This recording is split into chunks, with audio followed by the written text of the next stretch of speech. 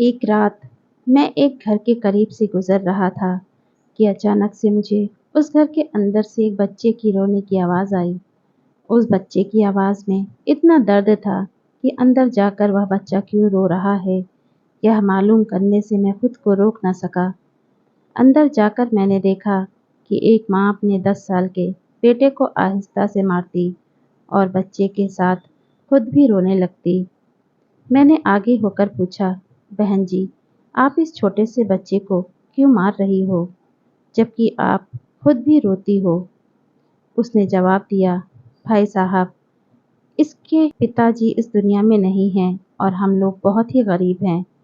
मैं लोगों के घरों में काम करके घर और इसकी पढ़ाई का खर्च बमुश्किल उठाती हूँ और यह कमबख्त स्कूल रोज़ाना देर से जाता है और रोज़ाना घर देर से आता है। रास्ते में कहीं खेल कूद में लग जाता है और पढ़ाई की तरफ ज़रा भी ध्यान नहीं देता, जिसकी वजह से रोज़ाना अपने स्कूल की वर्दी गंदी कर लेता है।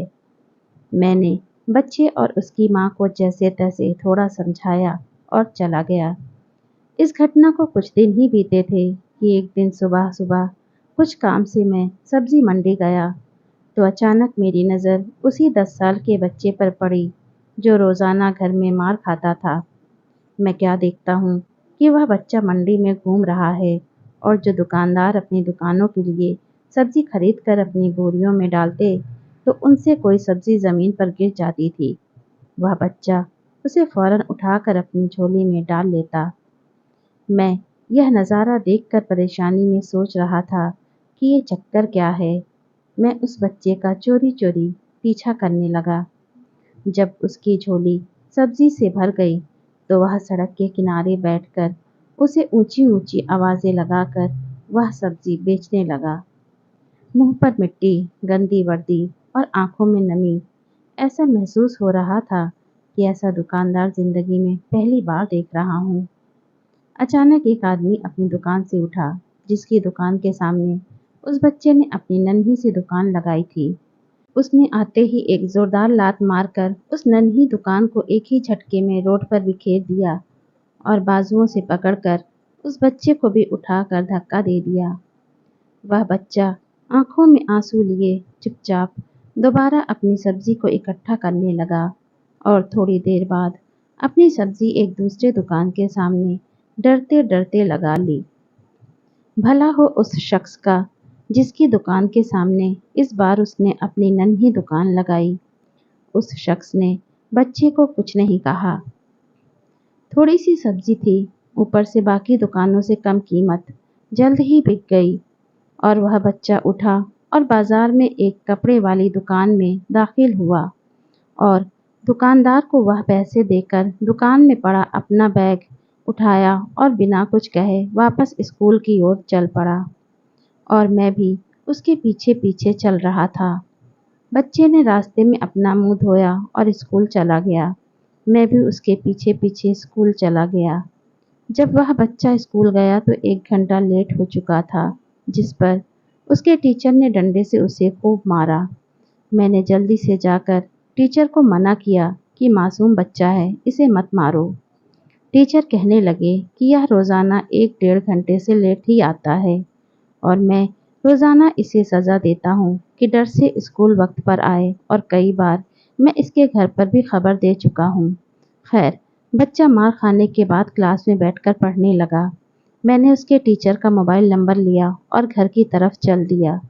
घर पहुंचकर एहसास हुआ कि जिस काम के लिए सब्जी मंडी गया था वह तो भूल ही गया। मासूम बच्चे ने घर आकर माँ से एक बार फिर मार खाई। सारी रात मेरा सर चकराता रहा। सुबह उठकर फौरन बच्चे के टीचर को कॉल की कि मंडी टाइम पर हर हाल में मंडी पहुँचे और वो मान गए। सूरज निकला और बच्चे का स्कूल जाने का वक्त हुआ और बच्चा घर से सीधा मंडी अपनी नन्ही दुकान का इंतज़ाम करने निकला।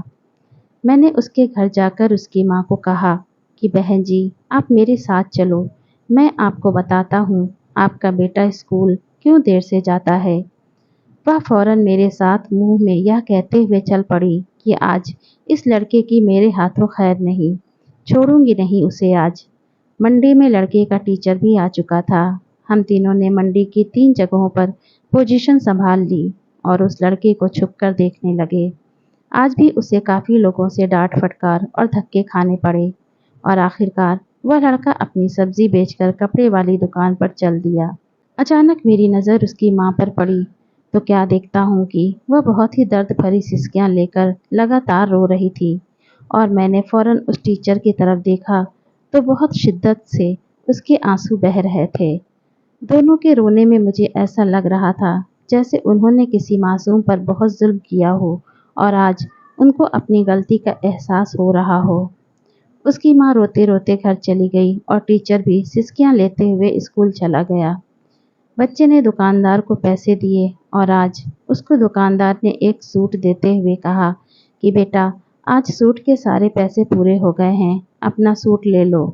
बच्चे ने उस सूट के पैकेट को पकड़कर स्कूल बैग में रखा और स्कूल चला गया। आज भी वह 1 घंटा देर से था। वह सीधा टीचर के पास गया और बैग डेस्क पर रखकर मार खाने के लिए अपनी पोजीशन संभाल ली और हाथ आगे बढ़ा दिए कि टीचर डंडे से उसे मार ले। टीचर कुर्सी से उठे और फौरन बच्चे को गले लगाकर इस कदर जोर से रोए कि मैं भी देखकर अपने आंसुओं पर काबू न रख सका। मैंने अपने आप को संभाला और आगे बढ़कर टीचर को चुप कराया और बच्चे से पूछा कि यह जो बैग में सूट है वह किसके लिए है।